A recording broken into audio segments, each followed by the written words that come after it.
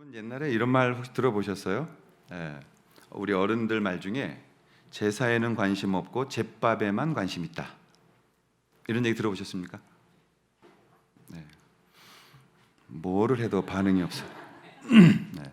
이게 바로 제사에는 관심 없고 제밥에만 관심 있다. 이런 말이에요. 오늘 나눠드리는 이 책에 보면 이 폴 워셔가 예수께서 선포하신 그 복음이라는 제목으로 여러 이제 챕터를 기록하면서 두 번째 주제가 뭐였냐면 하나님은 누구신가라는 제목입니다. 하나님은 누구신가? 근데 그리고 이렇게 써 있습니다. 복음을 이해하려면 하나님을 이해해야 한다. 우리 주변에 있는 비인격적인 힘이나 에너지가 아니다. 하나님은 우리 주변에 있는 비인격적인 힘이나 에너지가 아니다. 인격적인 창조주이시며 만물의 주인이시다. 가로치고 창세기 1장 가로 닫고. 굉장히 이 말은 중요한 말입니다. 정말 중요한 부분입니다. 오늘날 우리가 하나님 믿으면서도 하나님을 에너지처럼 믿거나 인격적인 관계를 떼어놓고 어떤 우주에 있는 어떤 신처럼 섬기는 그러한 기독도들이 상당히 많이 생기게 되어졌습니다. 왜냐하면 이제 그것은 잘못된 것이기 때문에 그렇습니다. 여호와 증인 같은 경우에도 성령을 하나님의 에너지다 이렇게 해석을 합니다. 그런 의미에서 여러분들이 요즘 이제 인터넷을 조심해서 보셔야 합니다. 저희도 계속 인터넷 서치를 하는데 요즘은 이단들의 이 홈페이지가 굉장히 잘 만들어져 있고 전부 다 상위에 랭킹되어 있어요. 그러다 보니까 이제 그게 진짜인 줄 알고 이렇게 착각하게 되어지는 경우가 있기 때문에 그런 부분들을 우리 목사들이 분별해드리기 위해서 있는 거니까 꼭 물으셨으면 좋겠습니다. 함부로 이렇게 듣지 말라 이런 얘기가 무슨 뜻이냐면 좋은 복음을 잘 들으셔야 된다는 거예요. 그럼 좋은 복음이란 뭐냐? 이 하나님을 인격적으로 관계적으로 접근해가는 것이 건강한 복음이라고 말씀드릴 수가 있는 겁니다. 우리가 하나님을 우주적인 어떤 그 만상으로 접근하게 되면 이 우상들을 섬길 수 있는 그런 위험성이 있게 되어지는 것입니다. 이 우상들에게는 인격적이라는 관계가 없는 것입니다. 여러분 어떠한 종교가 사람을 구원하기 위해서 자신이 대신 죽고 그들을 사랑했다 이런 종교가 어디 있습니까? 그래서 인격적이며 관계적인 종교는 기독신앙밖에 없는 것입니다. 그러면 하나님은 당신의 자녀들을 다시 그 하나님의 자녀로 회복시키기 위해서 그 예수 그리스도를 보내신 거고 그 십자가를 통해서 우리의 관계가 다시 회복되어지는 것을 기독교의 신앙이라고 부르는 것입니다. 그런데 이제 성경을 읽다 보면 이스라엘 하나님의 백성으로 먼저 모델로 앞서서 부름받은 이스라엘이 모든 인류가 실패하는 모습들을 똑같이 보입니다. 그래서 하나님께서 이 이스라엘 백성들이 실패했던 가장 중요한 신앙의 원리를 모든 인류에게 알리기 위해서 성경을 기록하고 있고 그 부분이 무엇이냐면 하나님과의 인격적 관계를 멀리하고 인간들이 만들어 놓은 세상의 물질의 신으로 또는 성공의 신으로 또는 쾌락의 신으로 자꾸 더 그쪽으로 관심을 갖게 만드는 우상을 만들게 하는 그러한 부분들을 경고하고 있는 것을 볼 수가 있는 것입니다. 그래서 이런 부분을 지적하고 회개하라고 촉구하는 그런 말씀이 성경 안에 계속 흘러가는 거예요. 그게 아브라함을 불러내고 지금까지 흘러오는 성경이 외치고 있는 그 소리인 것입니다. 그래서 구약의 모든 선지자들과 예언자들의 외침이 무엇입니까? 그건 바로 이거죠. 돌아오라. 여호와께로 돌아오라. 돌아오라. 그런데 안 돌아오니까 신약의 예수님께서 직접 자기가 이 땅을 찾아오셔서 우리들에게 오신 것, 그것을 우리는 복음이라고 말하는 것입니다. 그래서 구약을 읽을 때 우리가 핵심적으로 봐야 되는 게 뭐냐? 하나님께서 그 이스라엘 백성을 먼저 세우시고 모든 인류를 불러내기 시작하셨는데 그 주요 포인트 메시지가 뭐냐면 돌아오라는 것입니다. 이스라엘아 돌아오라는 것입니다. 아니 이스라엘이 주님 안에 있었는데요. 그런데 돌아오라는 것입니다. 그것은 무슨 말씀이겠습니까? 여러분 오늘날 주님께로 돌아오십시오. 주변을 바라보지 말고 성경을 통해서 주님의 마음을 돌아보십시오. 이렇게 막 메시지를 하면 오늘날 크리스천들이 뭐라고 말합니까? 왜 나만 가지고 그래요? 자꾸 이렇게 얘기합니다. 왜 나한테만 그래요? 모든 사람이 다 그러는데. 그리고 뭐라 그래요? 아니 저 교회 다녀요. 그리고 저 크리스천입니다. 우리 하나님 믿어요. 그리고 저 기도도 하잖아요. 그리고 성경 읽고요. 저 헌금도 하고 예배도 드리고 직분도 있어요. 저한테 이렇게 부담 주지 마세요. 이렇게 얘기를 해요. 여러분, 이 겉으로는 하나님 믿는다고 말하면서도 하나님과 전혀 상관없이 사는 우리들의 모습을 보여주는 그것이 구약이에요. 그래서 우리가 하나님을 믿는다 말하면서도 하나님을 떠나 있는 그런 부분의 구약이 아주 정확하게, 아주 리얼하게 우리 가운데 보여주고 있는 거죠. 그런 구절이 굉장히 구약에 가득 차 있습니다만 그 중에서도 아주 그림을 그리기 좋은 곳이 에스겔서 8장입니다. 에스겔은 남유다 사람이었고 제사장 집안의 자손입니다. 그런데 25살 때 바벨론으로 포로로 끌려가게 됩니다. 그리고 그들이 모여서 포로민들이 예배를 드려야 됐는데 성전이 없으니까 강가에 모였죠. 그래서 이스라엘 백성들은 예배당이나 회당이 없을 땐 강가에 모입니다. 그곳에서 하나님 앞에 울며 기도하는 그런 예배를 드렸는데 그 그발강가에서 하나님이 에스겔에게 선지자로서 왜 내가 너희들을 이렇게 책망하고 있는지, 왜 내가 너희들을 사랑하는데 바벨론의 포로로 보냈는지를 다시 한번 마지막으로 분명하게 보여주겠다라는 말씀으로 주신 것이 에스겔서입니다. 그래서 에스겔서를 잠깐 보면 2장 4절부터 5절에 보면 하나님께서 에스겔에게 이렇게 말씀하세요. 이 자손은 얼굴이 뻔뻔하고 마음이 굳은 자니라.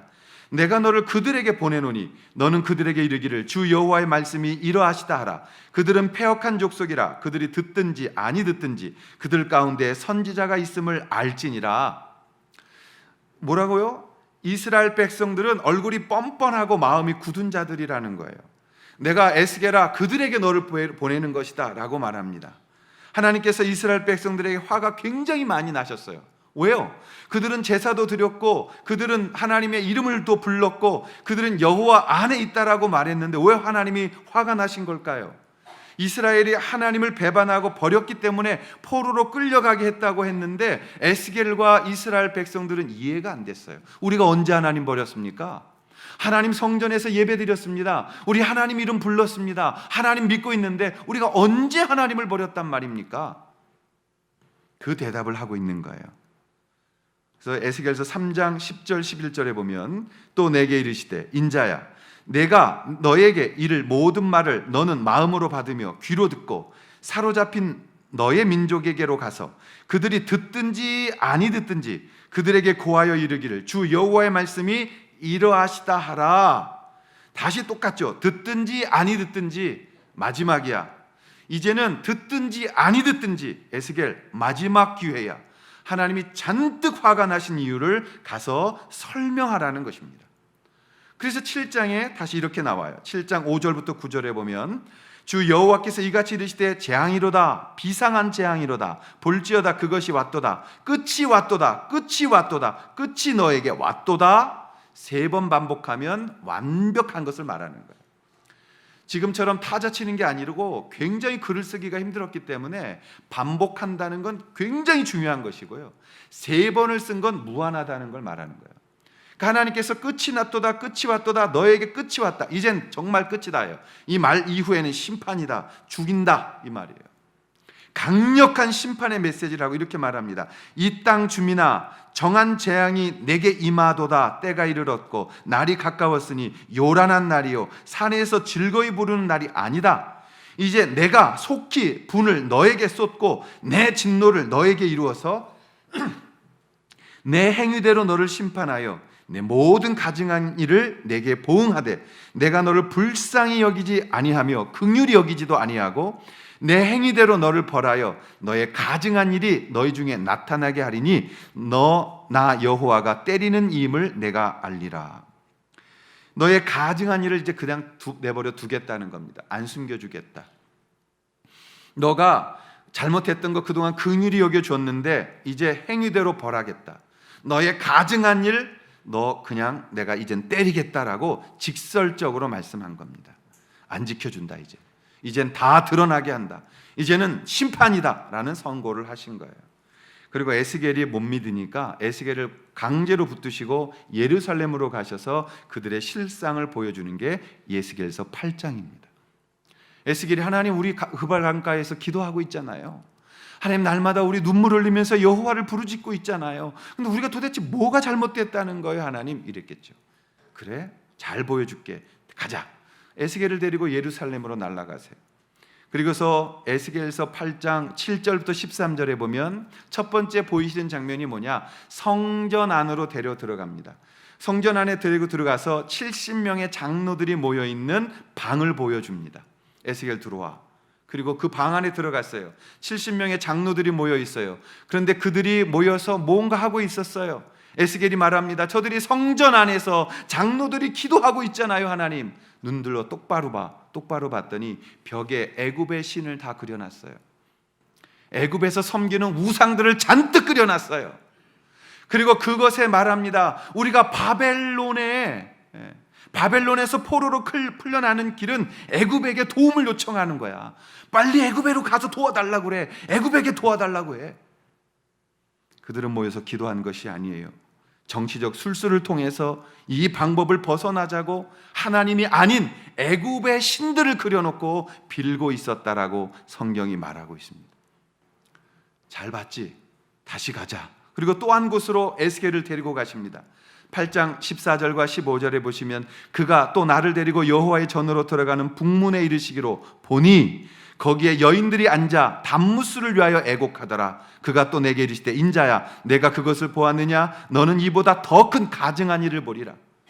장로들의 가증한 일을 보이시고 다시 에스겔을 데리고 북문으로 더 안쪽으로 들어갑니다. 거기엔 여인들의 뜰이 있습니다. 여인들이 기도합니다. 눈물 흘리고 하나님 통성으로 기도하고 부르짖고 있는 여인들을 보면서 에스겔이 변호했을지 모릅니다. 하나님 여인들의 기도를 보십시오. 하나님 앞에 간절히 기도하지 않습니까? 그때 하나님께서 에스겔에게 똑바로 봐라고 말씀하세요. 들여다봤더니 여인들이 울긴 우는데 하나님 때문에 우는 게 아니라 단무스를 위해 애곡하고 있었어요. 단무스는 풍요의 신입니다. 그가 많이 울어댈수록 눈물을 흘릴수록 풍요가 온다라는 그런 미신 속에서 그들은 갖고 있었기 때문에 그들은 단무스 앞에 눈물을 흘리되 하나님 앞에 자신들의 마음을 찢고 하나님을 사랑하는 눈물을 흘린 것이 아니라 하나님 우리의 자녀를 성공하게 해주세요.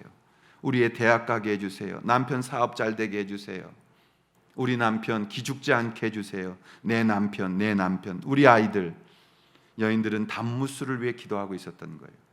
이 가증한 일을 그 성전 뜰 안에서 여호와의 전 안에서 이단의 그 잘못된 우상의 신의 이름을 부르고 있었던 것이죠. 더 큰 가증한 걸 보여주겠다. 에스겔을 데리고 더 안으로 들어갑니다. 성전 안뜰로 들어갔어요. 제사장들이 있는 뜰입니다. 16절입니다. 그가 또 나를 데리고 여호와의 성전 안뜰에 들어가시니라. 보라 여호와의 성전문 곧 현관과 제단 사이에서 약 25명이 여호와의 성전을 등지고 낯을 동쪽으로 향하여 동쪽 태양에게 예배하더라. 제사장들 24명, 대제사장 1명, 25명이 서 있었어요. 성전 안에 서 있었어요. 근데 이상하게 방향이 잘못됐어요. 지성소가 서쪽에 있기 때문에 그들이 하나님을 향하고 있다면 서쪽을 바라보고 서 있어야 되는데 그들이 전부 다 동쪽을 바라보고 25명이 서 있는 거예요. 어찌된 일인가? 그 동쪽은 무엇이었어요? 떠오르는 태양을 그들이 섬기고 있었다. 태양신. 태양의 신은 성공의 신입니다. 태양의 신은 자신의 명예의 신입니다. 태양의 신은 오늘날로 말하면 뜨고자 하는 자들의 욕망이 있는 신을 말하는 거예요. 제사장들이 하나님 앞에 제사 드리는 데 관심 있는 게 아니라 그들이 하나님 앞에 제사를 드리고 있었다. 그런데 그 제사가 태양신에게 드려지고 있었다. 그 태양신에 드려지는 제사가 자신들의 욕망과 자신들의 이름 석자 날리는 것과 성공하기를 원하고 있는 신이었다라는 것을 말하고 있는 것입니다. 하나님께서 이걸 가증하게 보셨다는 거예요. 너희들이 어떻게 내 성전 안에서 저 성공의 신을 섬길 수 있느냐? 너희들 내 안에서 어떻게 이럴 수 있느냐? 그러면서 나를 섬기고 있다고. 잘못된 것이라. 여러분, 하나님의 계속되는 하나님의 진노의 본질이 뭐예요? 너희들 껍데기로는 나 사랑하되 너희들의 마음은 나를 사랑하고 있지 않다라는 것입니다. 너희들 내 이름 가지고 너희들이 원하는 것을 하고 싶은 것이지 너희들은 나를 사랑하는 게 아니야. 내가 가지고 있는 것을 사랑하는 것이야 라고 하나님께서는 이미 선언하셨다라는 것입니다. 여러분, 하나님을 믿는다는 것은 다시 말씀을 드리지만 하나님이 가지고 있는 능력을 구하는 것이 아니에요. 하나님을 사랑하는 것입니다. 하나님을 인격적 관계로 그분을 사랑하는 것입니다. 그것이 우리 가운데 없을 때 그것은 우상을 숭배하는 것이라고 오늘 하나님은 정의하셨던 것입니다. 이제 요나서로 돌아가겠습니다. 요나의 문제가 무엇입니까? 오늘 요나서의 이 문제가 무엇이에요? 3장은 내용은 그렇습니다. 요나가 하나님의 강권으로 신앙 고백을 2장에서 했어요. 그러자 하나님께서 살려주시죠. 그리고 물고기를 통해서 니느웨로 가라고 해변에 뱉어버리셨어요. 그리고 이제 요나는 니느웨 성에 갑니다. 성경엔 분명히 말해 사흘 동안이나 가야 할 성이었다고. 그런데 요나는 하룻길을 외쳤어요. 외치지도 않았어요. 불만스럽게 가서 말했겠죠. 너네 아마 회개 안 하면 하나님이 치신다고 하는데 큰일 났다. 어떤 식으로 말했는지는 우리가 상상할 수 없지만 요나가 하루 동안 이 말을 했을 뿐인데 니느웨가 뒤집어집니다. 금식을 선포하고 니느웨 사람들이 아랫 사람들부터 다 시작해서 하나님 앞에 회개하고 엎드리기 시작하는 거예요.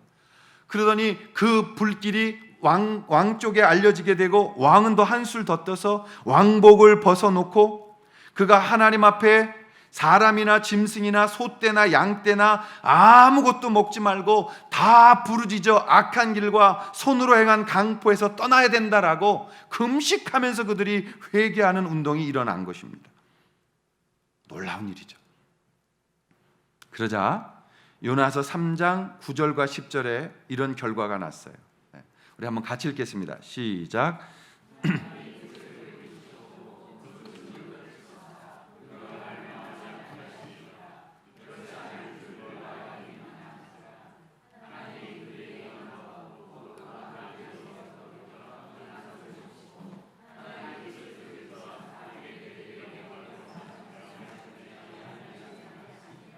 네.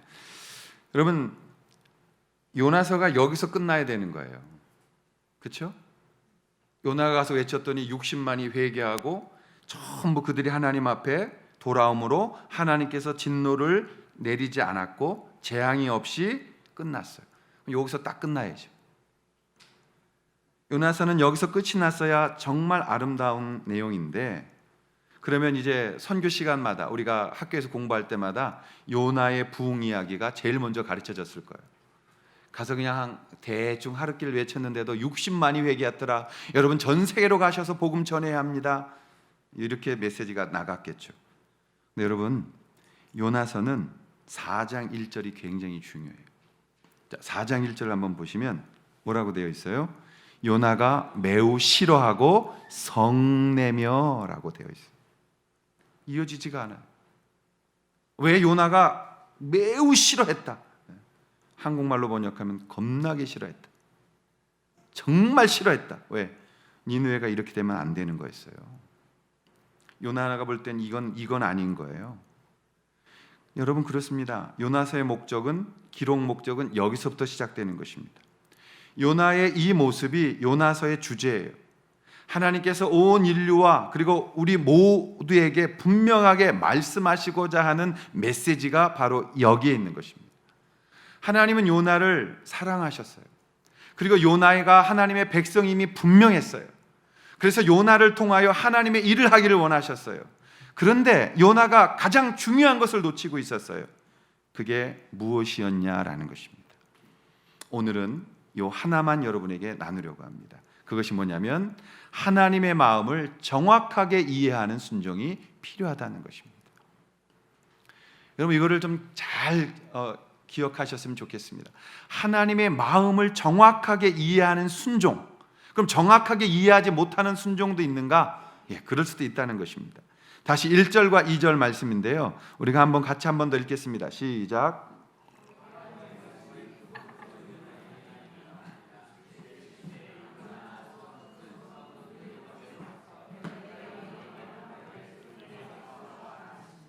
아멘.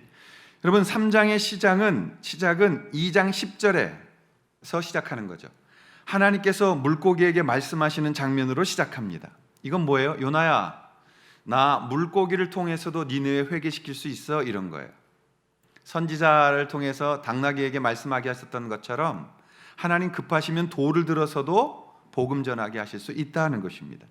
나 전능한 하나님이야. 나는 어떤 방법으로도 복음 전할 수 있어. 너 아니고서도 할 수 있어, 요나야, 이 말이에요. 요나야, 너 아니고서도 내 나라 이룰 수 있어. 요나야, 너 아니고서도 니느웨 회개시킬 수 있어. 요나가 무엇을 잘못했느냐? 물고기처럼 일하고 있다는 거예요. 여러분, 물고기도 하나님의 뜻 이해하고 요나 뱉어버리는 일할 수 있는 거예요. 그러면 요나와 물고기는 달라야 되는 것 아니에요? 물고기 수준에서 우리가 살아갈 수는 없잖아요. 물고기보다 중요한 사역을 해야 되지 않을까요? 그럼 물고기보다 중요한 게 무엇입니까? 요나에게 빠져 있는 것이 무엇입니까? 그게 바로 하나님을 인격적으로 사랑하는 관계에서의 순종이라, 이 말이에요. 요나에게 지금 없는 게, 일은 하는데 억지로 일은 하는데 하나님 사랑하는 건 빠져 있어요. 이렇게 안 하면 죽이겠다니까 겁이 나선 하는데 하나님 사랑하는 마음과 그분을 진실로 사모하는 그 관계는 빠져 있는 껍데기 신앙으로 요나는 다가가고 있는 거예요. 하나님은 요나를 단순한 물고기와 같은 일을 시키려고 부른 게 아니라는 걸 기억하시죠. 하나님은 오늘날 우리가 신앙생활 하는데 단순한 교회 와서 일하고 내 맘대로 살아가는 것을 원하는 게 아니라, 이 말이에요. 하나님은 여러분에게 어떤 일을 요구하기 위해서 부르신 것이 아니라 나를 사랑하는 백성들을 불러내신 것을 교회라고 말한다는 걸 기억하셔야 되는 겁니다. 교회는 일 안 해도 되는 거예요. 우리 교회처럼 설렁설렁한 교회가 어디 있어요? 조직적이라는 게 있어요, 우리 교회? 아니요. 하다가 싫으면 하지 말라고 그래요, 저는. 왜요? 싫은 걸 어떻게 해? 집에 가서도 남편이 된 저로서 제가 그러죠. 밥 주기 싫으면 주지 말라고. 사랑하니까 주는 거잖아요. 그것도 못 얻어드세요? 왜 표정들이 그렇게 표정들이 굳어들겠어요? 네? 우리가 하나님 사랑하면 자발적으로 내가 무엇하리까 고백이 나와야 되는 거예요. 무슨 말이냐? 일을 하라고 강요하기 이전에 하나님 사랑하는 것에 머물도록 하는 게 신앙입니다.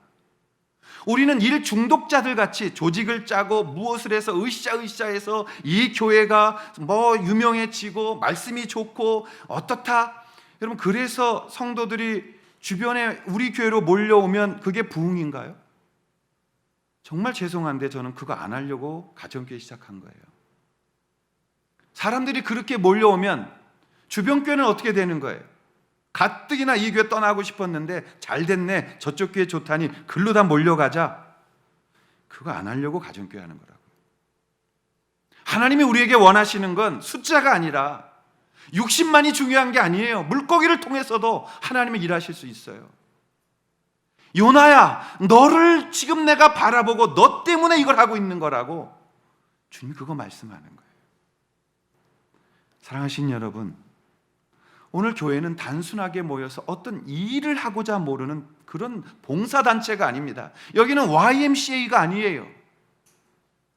우리가 하나님 앞에 모인 것은 나를 사랑하셔서 십자가에 죽으신 그 예수 그리스도를 혼자 찬양하기엔 아깝고 힘들고 하나님 앞에 함께 모여 그 주님을 찬양하며 그분의 은혜 앞에 나를 복종시키고 그분을 사랑하는 그 고백이 다른 사람을 섬김으로 증명되어지는, 그것이 교회예요. 왜 교회가 이렇게 일이 많아야 될까요? 왜 교회가 뭐든지 일 중심적으로 돌아가야 될까요? 여러분, 교회를 주님이 비유하실 때 일터로 비유하시는 경우는 별로 없어요. 교회를 비유할 때 가장 많이 비유하신 것이 몸입니다. 몸. 에베소서 1장 23절에 보면 주께서 이렇게 말씀하셨어요. 교회는 그의 몸이니 모든 만물을 충만케 하시는 자의 충만이다. 교회는 그의 몸이다. 여러분, 몸이라면 이러셔야 돼요. 다른 사람이 아플 때 나도 아파야 돼요. 어떻게 여기를 꼬잡는데 저건 팔이야, 나는 상관없어. 머리가 깨져서 피가 나는데 발이 말하기를 괜찮아, 내 부위가 아니야. 이럴 수가 없죠. 가시가 하나 박혀도 그것 때문에 우리가 잠을 못 자고 고통스러워하잖아요. 티눈 하나 생겨도 온몸이 아파서 쩔쩔쩔 매잖아요. 여러분, 교회에 속한 자라면, 교회에 다니고 있다면 이 고통을 느끼실 수 있어야 되는 거예요. 왜요? 이 고통이 느껴지지 않는다는 것은 하나님의 영광과 하나님의 기쁨도 느껴지지 않는다는 거예요. 그거는 몸이 없는 거예요. 주님 안에 없는 거예요.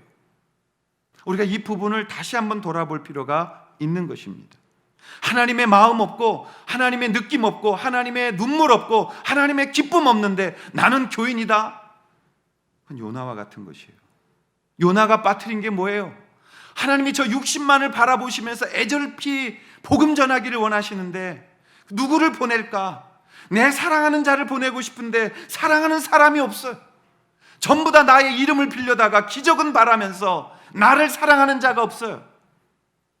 주께서 그래서 말씀하세요. 이사야서에 예배당 문 좀 누가 닫아 걸어버려. 아무도 못 들어오게. 나 예배 소리 듣기 싫어. 내 찬양하는 소리 듣기 싫어. 저들은 날 사랑하는 게 아니야. 내가 가진 걸 구할 뿐이에요. 저도 이거 잘 몰랐어요. 대형교회하고 담임 목사에서 잘 나갈 때 이런 거 몰랐어요. 아니, 조금밖에 알지 못했어요. 그런데 가정교회 시작해서 작은 목사 되니까 절실히 내 피부에 느껴져요. 성도들이 아프면 내가 아파요. 성도들이 고통받으면 내가 고통이 와요. 일어나질 못하고 누워 있어야 돼. 그가 눈물 흘릴 때 내 눈에서 피눈물 나더라고. 내 성도가, 내 사랑하는 사람이 아파할 때 나도 같이 아프며 같이 굶으며 같이 힘들어하며, 또 성도가 기뻐할 때 내일보다 더 기뻐하고 더 축복하고 더 잘되게 하고 싶고, 그걸 통해서 우리의 성도들이 같이 누리며 하나님 앞에 함께 할 수 있다면 내 것 손해보는 것이 어떤가 느껴지는 거예요. 느껴지는. 힘든 시간입니다. 그러나 축복의 시간입니다. 내가 주님의 마음을 느낄 수 있다는 것, 내가 주님의 고통을 느낄 수 있다는 것, 내가 주님의 한탄을 느낄 수 있다는 것, 그리고 내가 주님의 기쁨을 느낄 수 있다는 것. 하나님은 요나에게, 그리고 이스라엘에게, 그리고 오늘 우리에게 화가 나고 서운하고 속상하신 게 바로 이거라고 말씀하는 거예요. 너희들 마음 없이, 너희들 나 사랑하지 않으면서 내가 필요할 때만 나를 사랑하는 척, 그 위선, 그 가식, 그 마음 없는 입 발린 소리들 이젠 그만해. 듣기 싫어. 진심이 아니잖아. 알고 있어. 3장의 요나의 문제가 이 문제예요. 그래서 요나서가 기록되어져 있는 거예요. 우리가 요나서를 보면서 이 부분을 분명하게 짚고 가야 되는 거예요. 요나야, 내가 니느웨에 외칠 사람 없어. 이렇게 어렵게 너를 쓰는 줄 아니? 나는 요나도 있다. 웃으라고 한 얘기예요. 하도 심각하게 보셨어요. 요나야, 나 사람 많아. 너 아니어도 가서 복음 전할 사람 많아. 그런데 요나야, 나 너 너무 사랑해.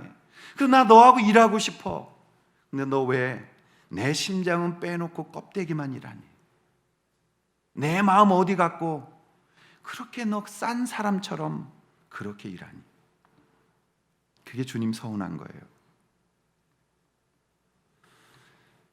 하나님께서는 우리에게 그렇게 말하지 않겠어요? 요나서 읽을 때마다, 야 조목사, 이 요나 같은 인간아, 너 똑바로 안 해? 나 사랑해? 그게 제일 무서운 도전이에요. 여러분 다 저에게 욕해도 괜찮아요. 근데 주님이 저 욕하면 죽어야 되는 거예요. 우리가 사람들한테 손가락질 받으면 어때? 복음 전하다 핍박받으면 어때? 없이 살면서 어려우면 어때? 근데 여러분, 한 가지는 있어요. 그때 주님이 함께 하셔야 되는 거예요.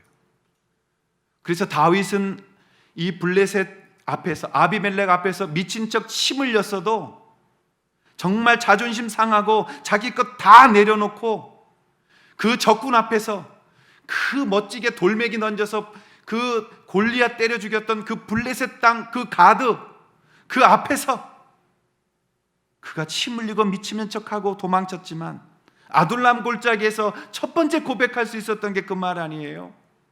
하나님을 찬양합니다. 하나님 지금 내 기도에 응답하시고 내 말에 귀 기울이고 계시니 나는 실패한 게 아닙니다. 그게 우리 가운데 있어야죠. 많은 분들이 말합니다. 우리 교회도 행사합시다. 우리 교회도 유명한 강사 데려오십시다. 예, 그것도 필요해요. 근데 여러분, 복음 전하기 위한 게 아니라 주변 성도들 뺏어오는 방법의 하나로 그것을 한다면 하지 말아야 되는 거죠. 우리 교회가 잘 되면서 주변 교회가 망해서 나간다면 우리가 안 돼야 되는 거죠. 아멘.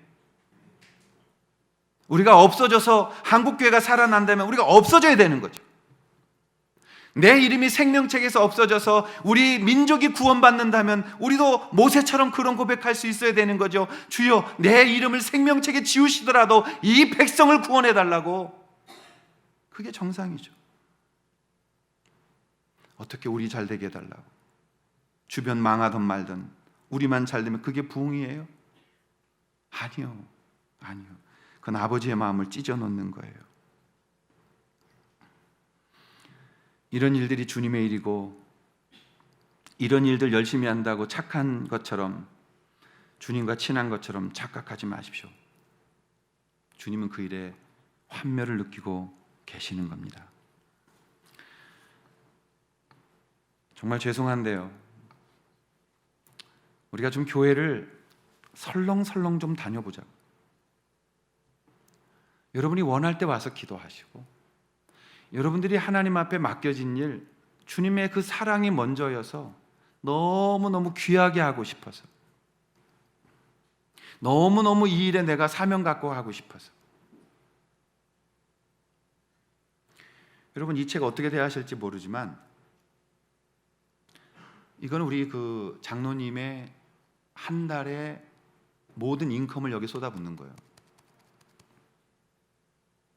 안 읽고 가서 이렇게 꽂아 놓으면 절대 안 되는 거예요. 이거 읽고 정말 주님 더 사랑하셔야 돼요.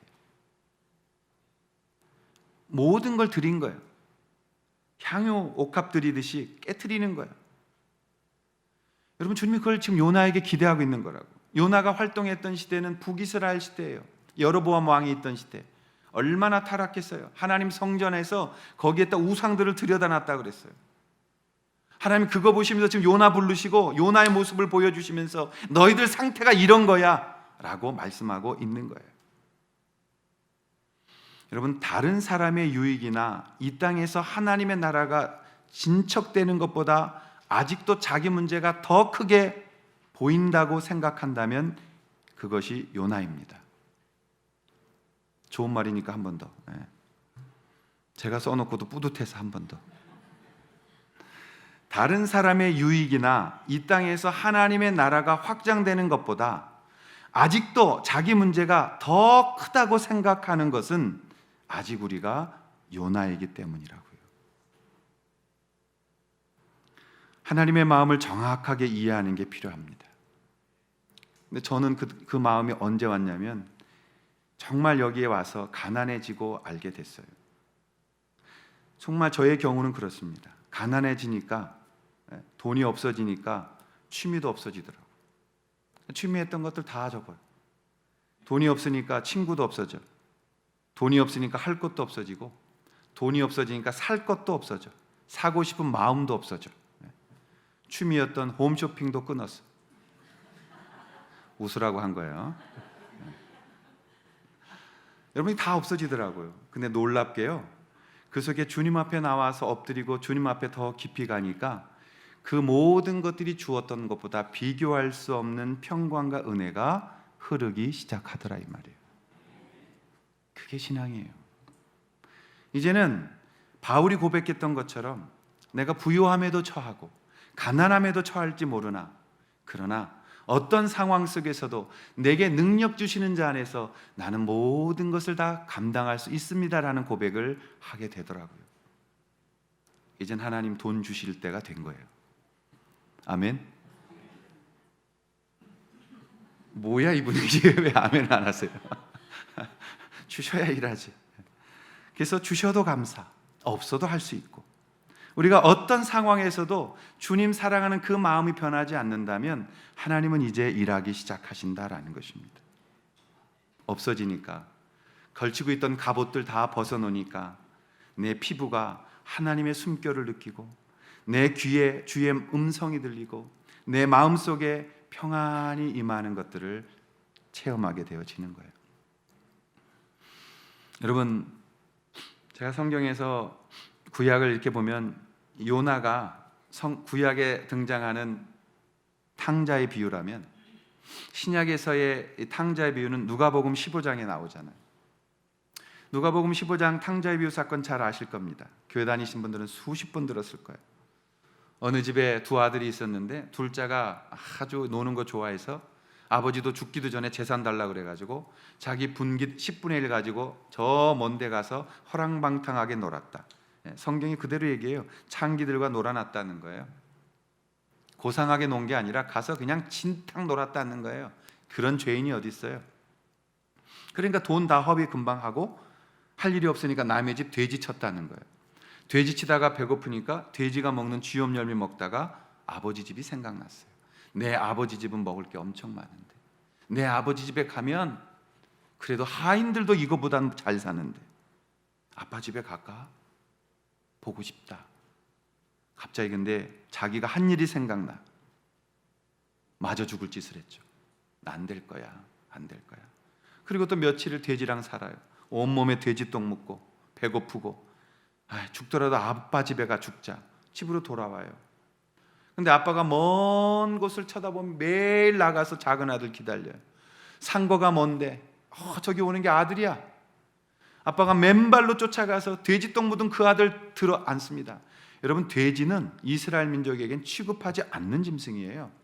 돼지똥 묻었다는 건 인생 중에 제일 바닥 스월에 가 있다는 뜻이에요. 그 아들 끌어안고 아빠가 너무 기뻐합니다. 올 줄 알았어, 아들. 올 줄 알았어. 잘했어. 기다리고 있었어. 너 가서 씻겨. 그리고 옷 다시 새 것으로 입혀. 그리고 이 영광의 반지를 다시 끼워. 반납하고 갔던 그 반지 다시 끼워. 그리고 잔치를 벌여요. 여기서 끝났으면 좋은데 이 누가복음 15장은 1절 2절에 보면 바리새인과 서기관들에게 들으라고 한 얘기거든요. 근데 이제 큰 아들이 밭에서 일하다가 오는데 집에서 풍악 소리가 나고 음식 냄새가 막 나. 하인 불러가지고 집에 들어가기 전에 뭔 일이냐? 주인님, 당신 동생이 돌아왔습니다.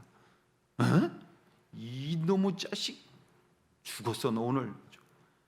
근데 아버지가 나와서 아들아 가자. 아버지 잠깐만요. 지금 뭐 하시는 거예요?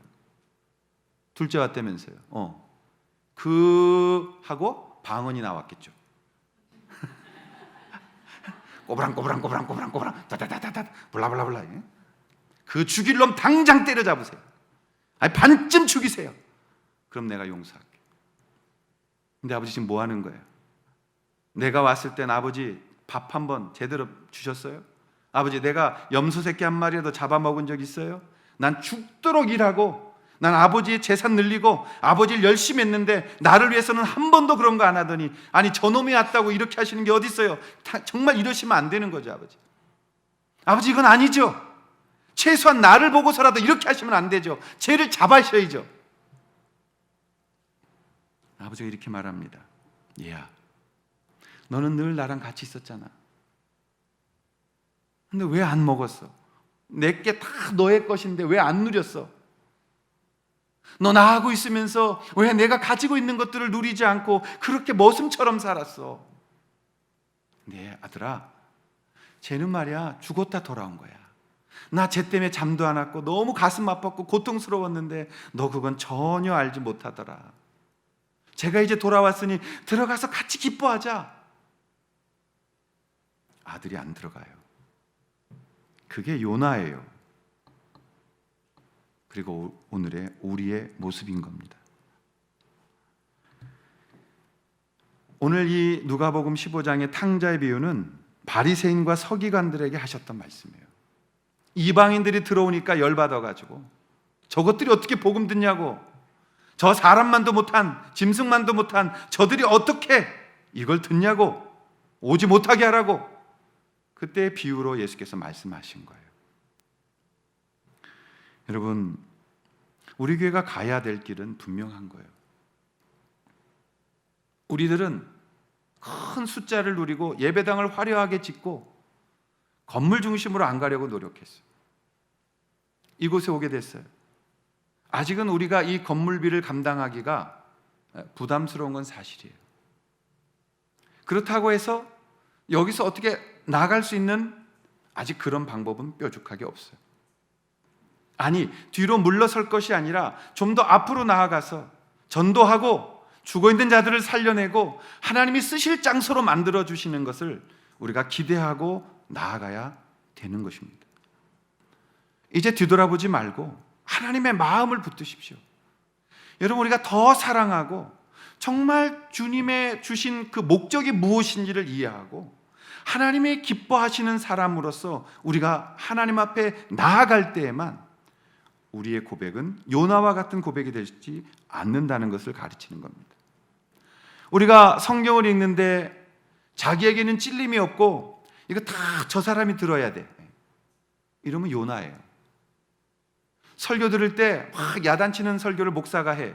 그러니까 뭐라 그래? 오늘 그 아무개 집사 안 왔나? 이거 꼭 들어야 되는데 이거 어떻게 뭐 CD 사다가 좀 줘야 되는 거 아니야?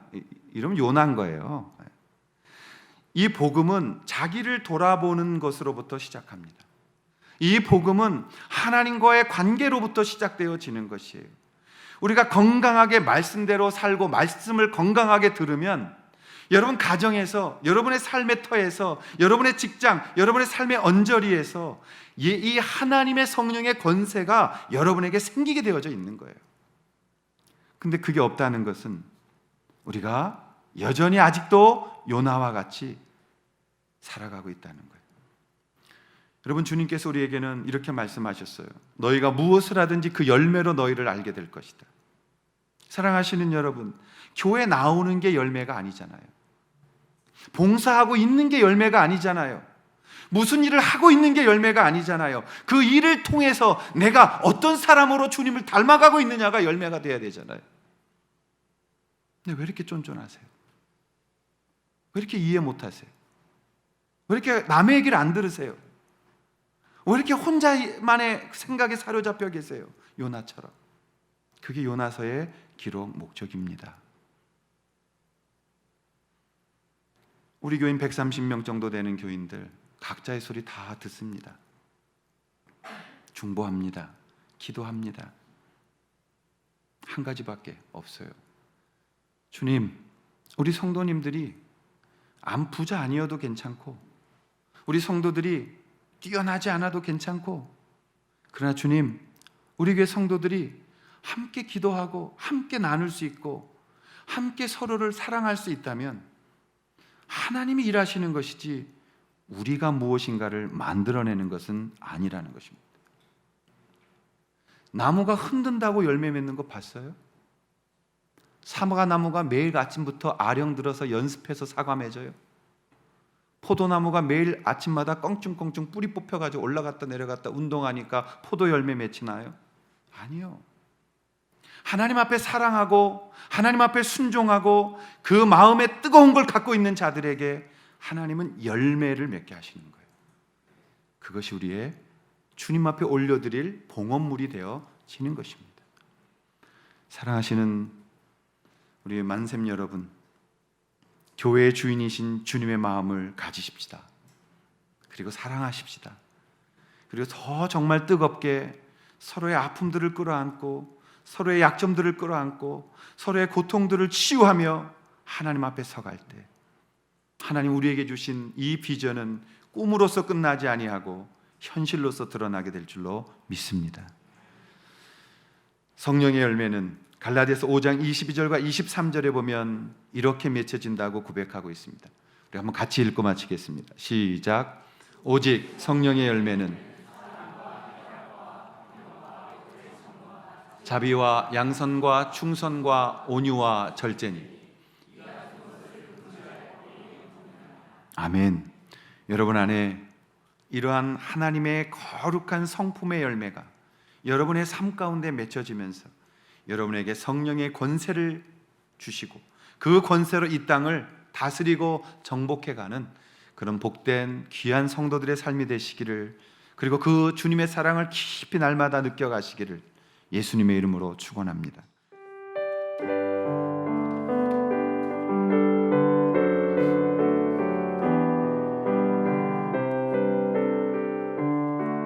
내가 주인 삼은 모든 것 내려놓고, 내가 주인 삼은 모든 것 내려놓고 내 주 대신 주 앞에 나가 내가 사랑했던 모든 것 내려놓고 주님만 사랑해. 내가 주인 삼은 모든 것 내려놓고 내 주 대신 주 앞에 나가 내가 사랑했던 모든 것 내려놓고 주님만 사랑해. 그 사랑, 주 사랑 거친 풍랑에도 깊은 바다처럼 나를 잠잠케 해. 주 사랑 내 영혼의 반석, 그 사랑 위에서 우리 한 번 더 일어나시면서 주 사랑 거친 풍랑에도 깊은 바다처럼 나를 잠잠케 해. 주 사랑 내 영혼의 반석, 그 사랑 위에서 호산나 다윗의 자손께, 호산나 다윗의 자손께, 호산나 불러 왕 중의 왕. 높은 하늘엔 영광을 예수 주 메시아. 호산나 다윗의 자손께 나아가십시다. 호산나 다윗의 자손께, 호산나 불러, 호산나 불러 왕 중의 왕. 높은 하늘엔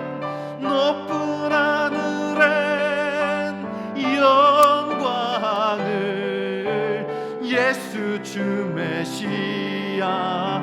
당신은 영광의 왕이십니다. 당신은 영광의 왕, 당신은 평강의 왕, 당신은 하늘과 땅의 주, 당신은 정의의 아들. 천사가 무릎을 꿇고, 천사가 무릎 꿇고 예배하며 찬송하네. 예배하고 찬송하네. 영원한 생명 말씀, 당신은 예수 그리스도 주.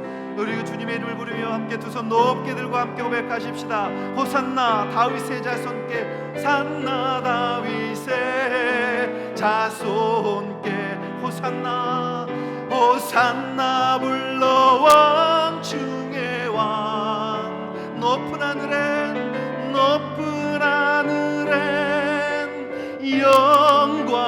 영광을 예수 주 메시아. 호산나 다윗의 자손께 주여 도와주십시오. 호산나 다윗의 자손께,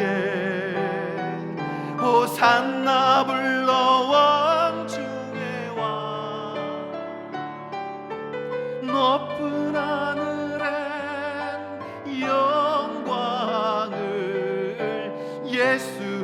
한번 통소로 기도하겠습니다. 이제는 우리 주 예수 그리스도의 은혜와 하나님 아버지의 크신 사랑하심과 성령님의 함께하심이 오늘 요나처럼 혼자 가지 아니하고 주님과 동행하기를 사모하는 사랑하는 모든 성도들 머리 위에 이제로부터 영원토록 함께하여 주시기를 간절히 축원하옵나이다.